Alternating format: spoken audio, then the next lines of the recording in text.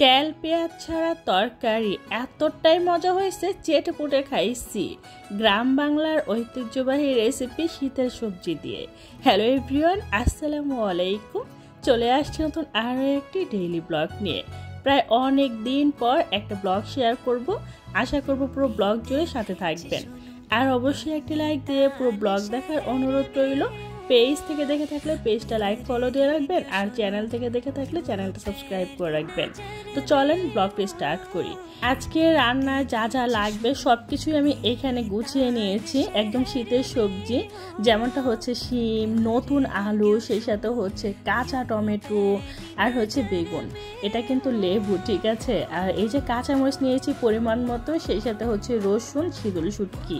এই জায়গায় কিন্তু চেপা শুটকি থাকার কথা।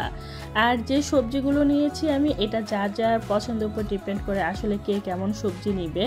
তো আমি আজকে এই সবজিগুলো বাসায় ছিল আর সেটাই আমি নিয়েছি, কারণ কয়েকদিন যাবত আমি অনেক বেশি অসুস্থ ছিলাম। আর অসুস্থ থাকার কারণে কোনো প্রকার ভিডিও ব্লগ আপলোড করতে পারতেছিলাম না। তো যাই হোক, জ্বরের মুখে একটু ঝালঝাল কিছু খেলে ভালো লাগবে। তো ভাবলাম গ্রাম বাংলার ঐতিহ্যবাহী এই রেসিপিটাই শেয়ার করি, আর আমার নিজেরও খাওয়া হবে, একটা ভিডিও হয়ে যাবে। গ্রামে আমার শ্বশুরবাড়িতে নর্মালি এই রান্নাটা সবচেয়ে বেশি পপুলার, আর আমার শাশুড়ি মায়ের হাতে এই রান্নাটা অনেক বেশি ভালো লাগে। তো নর্মালি এই রান্নাটা আমি আমার শাশুড়ি মায়ের কাছ থেকে শিখেছি। তো এক এক করে আমি সবগুলো সবজি কেটে নিচ্ছি। দেখতেই পাচ্ছেন, এই যে এখন আলু কেটে নিচ্ছি। এই সবজিগুলোর না কোনো মাস্টার কাট নেই, আপনি যেভাবে ইচ্ছা সেভাবেই কাটতে পারবেন। এটাই আমার কাছে সবচেয়ে বেশি ভালো লাগে। মানে কাটাকাটিরও কিন্তু একটা প্ল্যান থাকে যে এইভাবেই কাটতে হবে এই জিনিসটার সাথে, বাট এটার এরকম কিচ্ছু নাই। তো এবার আমি সবজিগুলো কেটে এক সাইড করে রেখে দিয়েছি। সেই সাথে রসুন নিয়েছি পরিমাণ মতো, রসুনের কোয়াগুলো নিয়ে তারপরে নিয়ে নিয়েছি কাঁচামরিচ। বেশি করে কাঁচামরিচ দিয়ে একদম ঝাল করে রান্না করব। তারপরে যেটা করব, প্রথমে সবজিগুলো খুব ভালোভাবে ধুয়ে ক্লিন করে নিব। তো এই সবজিটা আমি কয়েকটা ধোয়া দিয়ে তারপরে সুন্দর করে ক্লিন করে নিয়েছি, তারপরে সুন্দর করে রেখে দিচ্ছি। এবারে যে কাঁচা মরিচ, রসুন ওইগুলোও ধুয়ে নিয়েছি, আর শীতল শুটকিটা পানির মধ্যে ভিজিয়ে নিয়েছি। এবার সবজির মধ্যে নুন আর হলুদের গুঁড়ো পরিমাণ মতো দিয়ে দিচ্ছি, সেই সাথে লাল মরিচের গুঁড়োও দিয়ে দিচ্ছি অল্প পরিমাণ। একটু পানি দিয়ে দিচ্ছি, এই পানিটুকুই দিয়েছি, আর কিচ্ছু দিব না। তারপর ঢাকনা দিয়ে ঢেকে চুলা আঁচটা ধরিয়ে দিয়েছি। এবার এটা কিছুক্ষণ রান্না করে নেব, তারপরে সুন্দর করে নেড়ে চেড়ে দিব। প্রথমত নুন, হলুদ, লাল মরিচের গুঁড়া দিয়ে এটা খুব ভালোভাবে কুক করে নিতে হবে। তারপরে নিয়ে নিচ্ছি কাঁচামরিচ। এই কাঁচামরিচগুলো একটু বেটে নেব।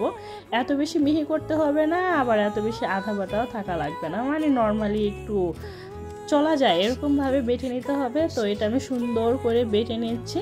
আর এটা খুব ভালোভাবে বাটা হয়ে গেলে সরাসরি এখান থেকে তুলে একদম চুলায় দিয়ে দেব। মানে এই কাঁচামরিচ যতটুকু আছে সবটুকুই দিয়ে সুন্দর করে নিয়েছি, আবার ঢাকনাটা ঢেকে দিচ্ছি। তারপরে শীতল শুটকিটা একটু বেটে নিচ্ছি। নর্মালি চাপা শুটকিটা সোজা হাড়ির মধ্যে যায়, বাট এটার মধ্যে বড় বড় কাটা দেখে আমি একটু মিহি করে বেটে নিচ্ছি। সেই সাথে রসুনগুলো আমি একটু ছেঁচে নিচ্ছি। এটা কিন্তু মিহি করে বাটা লাগবে না, জাস্ট একটু ছেঁচে নিলে হবে। ফাইনালি বাটাবাটির কাজ একদমই শেষ। এবার আর কিচ্ছু করতে হবে না, জাস্ট তরকারিটা নাড়াচাড়া দিব। সুন্দর করে নিয়েছে। তারপরে আমি যেটা করব, আগে থেকে বেটে রাখা শীতল শুটকি, সেই সাথে রসুন ছেঁচে রাখা ওইগুলো দিয়ে দিচ্ছি। সাথে সাথে ঢাকনা দিয়ে ঢেকে দিব। প্রায় 3 থেকে 4 মিনিট পর ঢাকনা তুলে আবার নেড়ে চেড়ে নিব। আর যেটুকু পরিমাণ পানি দেখতেছেন, এটা পুরোপুরিভাবে শুকিয়ে নিতে হবে। নর্মালি গাজীপুর আমার শ্বশুর বাড়ি, আর গাজীপুরের বিখ্যাত এই রেসিপি, এটা আমার শাশুড়ি মায়ের কাছ থেকে শেখা। এই রেসিপিটা যে এতটাই মজা হয়, সেটা হয়তো যারা খেয়েছেন শুধুমাত্র তারাই বলতে পারবেন, আর যারা খান নাই চাইলে ট্রাই করতে পারেন। এই যে যেটুকু পানি দেখতেছেন না, এটা একদম শুকিয়ে নিব। পোড়া পোড়া করে নর্মালি এই রেসিপিটা ট্রাই করব। তো যাই হোক, সুন্দর করে রান্নাটা ডান। এবার যেটা করব, একটা মাটির পাত্রের মধ্যে গরম গরম ভাত নিয়ে নিচ্ছি। গরম গরম ভাতের সাথে তেল পেঁয়াজ ছাড়া এই যে গ্রাম বাংলার ঐতিহ্যবাহী এই তরকারিটা নিয়ে নিচ্ছি। সেই সাথে অবশ্যই একটা লেবুর পিসেস রাখবেন, কারণ এটা ছাড়া এই তরকারিটার মধ্যে একদমই অসম্পূর্ণ। তো এই যে এখন আমি যেটা করব, সাথে সাথে খেয়ে নিব, কারণ এত সুন্দর স্মেল আসতেছিল মনে হচ্ছে ভিডিও বাদ দিয়ে সাথে সাথে খেতে বসি।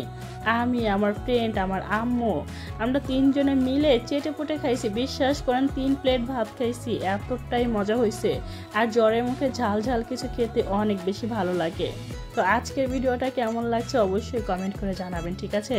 ভালো লাগলে লাইক কমেন্ট শেয়ার করে দেবেন, চ্যানেলটা সাবস্ক্রাইব করে রাখবেন, আর পেজে লাইক করে দিয়ে সবসময় সাপোর্ট করবেন।